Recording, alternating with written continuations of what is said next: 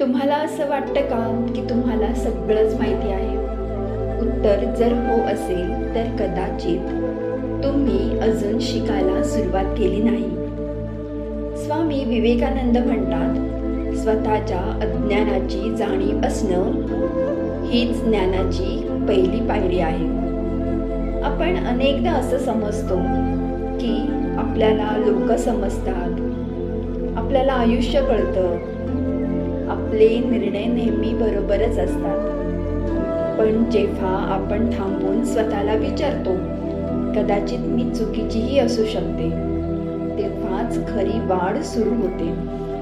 अज्ञान मान्य करणं म्हणजे कमजोरी नाही, ते खऱ्या शहाणपणाचं लक्षण आहे.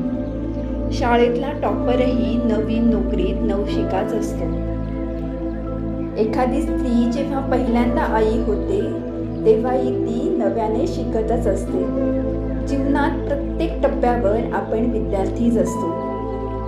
जर तुम्ही आज काही नवीन शिकायला तयार असाल तर हा व्हिडिओ लाईक करा, शेअर करा आणि अशाच नवनवीन विचारांसाठी चॅनलला सबस्क्राईब नक्की करा.